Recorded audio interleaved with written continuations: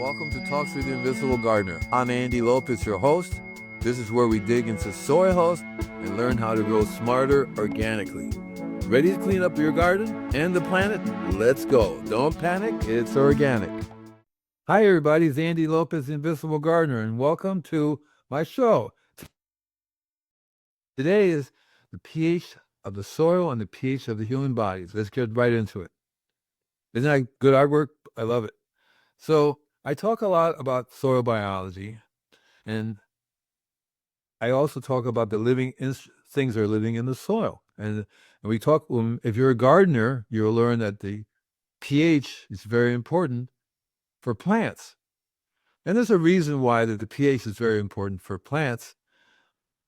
It's just like there's a reason the pH is very important for the human body.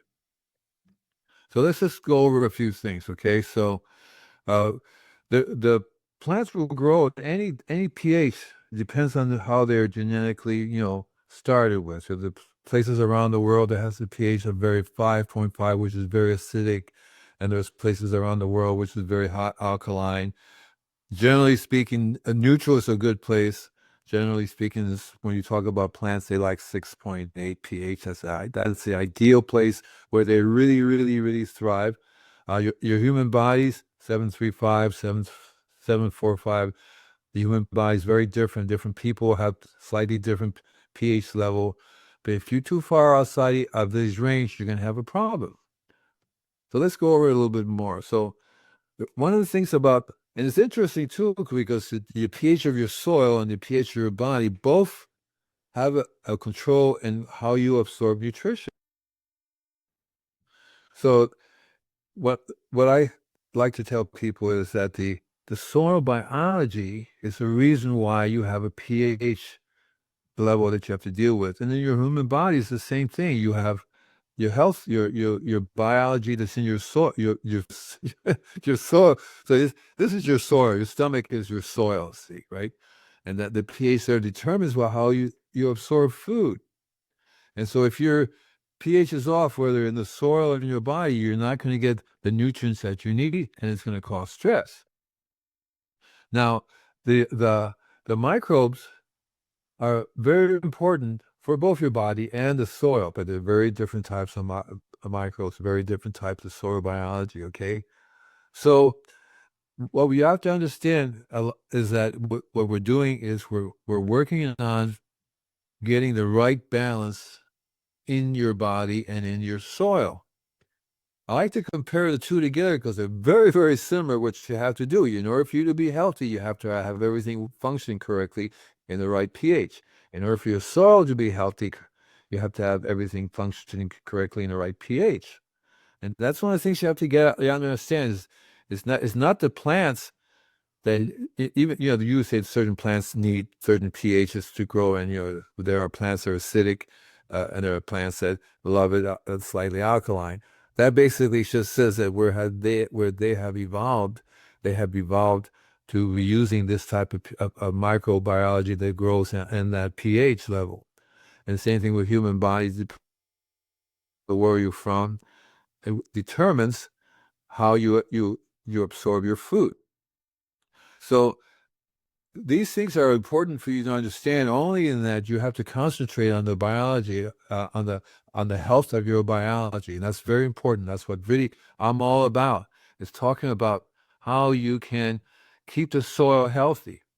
And one of the things that allows this area to the range of pH that you have is organic matter. To me, organic matter is basically the condos or the structure that the biology lives in and works in. You see what I mean? So I equate it to a very simple thing. Like you have an army, and the army, within the army, there's specialists, and each specialist does different things. They live in certain places. Sometimes a specialist will be in a tank, right? Or sometimes they'll be in an airplane, or sometimes in a boat. These are the structures that they work in. It's the same thing with the soil biology.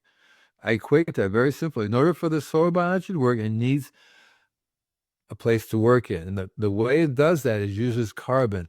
One of the things about organic matter is that it's carbon. When I talk a lot about my earthworms and my earthworm farm, I feed them carbon. One of the things that I give to the worms is carbon. Carbon could be in any number of ways that I can give it to them. Carbon basically comes down to when the plants decompose, that's the carbon. There's carbon in the air, there's carbon in minerals. But, when you feed your plants, I talk about trace minerals. Carbon is one of them that we want to give to your plants. And so, and the organic matter does stabilize both your human body, because when you eat, you're eating organic matter as well. See, right? It's really interesting how similar everything is happened between our bodies and our soil. And that's why I love this painting, because in essence, we are plants, right? We're plants and we're tied into the soil. I mean, it's interesting that a long time ago, we decided to get up from the soil and start walking around. It took a long time for us to develop our traveling soil with us. That's our stomach. That's what I call it, a traveling soil, right? So the again, the artwork is amazing because it really shows you that you have root systems in your body. You have roots.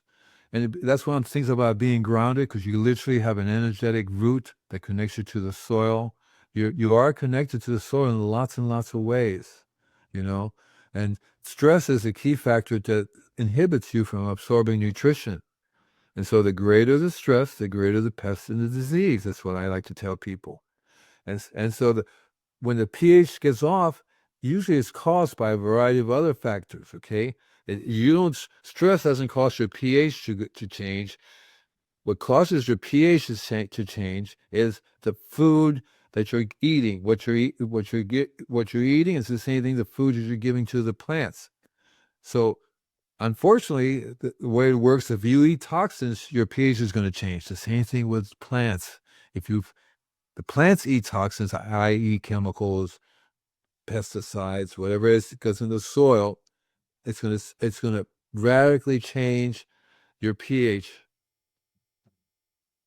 So what we have to do is I tell people plants don't meditate, but they do. Trees meditate, we meditate. So one way to reduce stress is to learn how to meditate. And other ways to reduce stress is to learn how to, for your body. For me, I learned to meditate, but I also learned how to eat the right foods that does not cause me stress. And so when you feed your soil, you want to do the same thing. You want to give them the right food that doesn't cause them stress. Any chemical will cause them stress. Any chemicals we eat will cause us stress. So it's very important to get that in your head, that we're actually we're feeding our body and we're feeding the soil, because that's what you really are doing, feeding the soil. You're feeding the soil biology, and you want to give them something that they really like. Compost is amazing. Too bad we can't eat compost, right? Because we're several different stages, different than plants and stuff, right? We're not the soil. So we eat food that we can call compost, things that we can compost into our body, because that's what happens. We turn it into compost, and so the terminology is slightly different, but the process is still the same. So the environment always shows up, and that's something that's really affects both our bodies and the soil. I mean, I tell people you cannot meditate if your body's sick. It's very difficult to be there meditating if your air is toxic, if your soil is toxic, if your food is toxic. It's the same thing with plants, the same thing with the soil. The soil is not going to be healthy if it's toxic, if it's being constantly attacked by toxics, right? That's what we have to understand, that we're surrounding ourselves with toxins all the time. Not just ourselves, but the trees, the soil, toxic. And so that causes a problem in our ability to absorb trace minerals, because it's all about trace minerals. In the plants, it's all about trace minerals. But that comes down one step further. It's all about the biology, right? I do another show called It's All About the Biology. Kenneth taught me how to say soil biology, because I used to say microbes. And people would say, what the heck's microbes? Soil biology. So in your body, you can say body biology, right? That goes into your body, human biology. And to me, that's what you have to learn and connect. And once you do that, once your consciousness changes about what it is you're doing, because what you're really doing in the long run is you're taking care of your body. Because if your plants are healthy, if your environment is healthy, you're going to be healthy. At least that's the idea, right? I mean, if everything was really happy and healthy, you wouldn't be putting toxins to your body regardless, right? You would say, well, everything's doing good, and I'm going to eat the food that's right for my biology. I'm going to stay away from toxins. So you can't be putting toxins in your body and expect of your environment to be healthy. This doesn't really work that way. So the way pH works is that it allows the biology to function. All these different biologies have a distinctive pH level that they function in for what they do. Just like I said, a person would be in a tank. Well, that tank needs a certain environment, certain tools, certain equipment, certain things to make it work. Whether you're in a plane, there's certain things to make it work. So in our body and in the soil, there are certain functions that need to be in a certain place for them to work. Otherwise, they won't work. And what will happen is you won't be able to do what you need to do, which is basically eat properly. It's the same thing with your soil. The plants cannot eat properly if the pHs and the biology are not working together. There's a harmony that works, and the system is there if you allow it to function. You cannot be the driver, but you can have a healthy car, right? So the minerals are key. I find that the minerals are important. The minerals are very, very important for many, many reasons. And again, it's the same thing in our bodies. The minerals are important, just like the minerals are important in the soil. So one of the things about the relationship is very interesting is that a lot of times, like for example, today I'm spraying milk, organic milk, of course, whole milk. I'm spraying, I'm adding to that some turmeric, a tablespoon of turmeric, and a tablespoon of sugar, the organic, of course. And I'm spraying my plants. I'm spraying the property. I drink it myself, but I wouldn't drink it when I have and a dash of Dr. Bronner's soap. So the spray is not for me. The spray is for the plants. The milk is calcium. The milk is also a certain type of biology that it produces its own bacteria. And so what you're doing is you're encouraging that bacteria to grow. And then at the same time, you have these other things like turmeric has its own particular biology that comes with it, and it brings iron and minerals and stuff like that, right? So that's what you're feeding your plants with, right?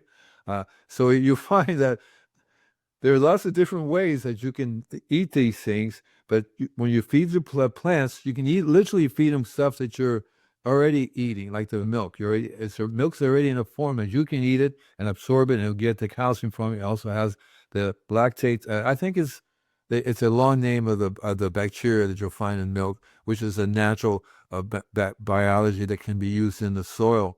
Okay, so the pH is really like the key to everything being alive, because what happens is if your pH is off, your biology is not going to be there, and if the biology is not there that you need, you will not be able to survive at all. You won't live very long. And so the pH is very, very important for your plant because they're genetically keyed into certain biologies, which you only can find a certain pH level. If you don't have that pH level, only the biology can provide them the minerals in the form that they need. You cannot go out of the store and say, give me a pound of calcium and throw that on the ground and expect the plants to get the calcium that they need, because it doesn't work. That's why the milk is so good, because it's already in a form. When you spray it, it has the biology on it that will break down for whether it be a human being or a plant, and that they will get the calcium. Calcium is something that's very, very important, because calcium allows all the other trace minerals to be absorbed. It's interesting the way it works, just like in our bodies. We need certain trace minerals in order to get more trace minerals, in order to get certain, like for example, when you're building, if you have an army in the biology and they need to build a structure, they need to have all the different components to build it. And if something's missing, they won't be able to build it at all. So compost in your soil is very, very important because you want to have everything in there possible that they can get to. And they will convert it. They will convert it into whatever they need to produce. Excuse me. And the biology is really cool because if they need a specialist, they will create a specialist to work there. Very, very cool.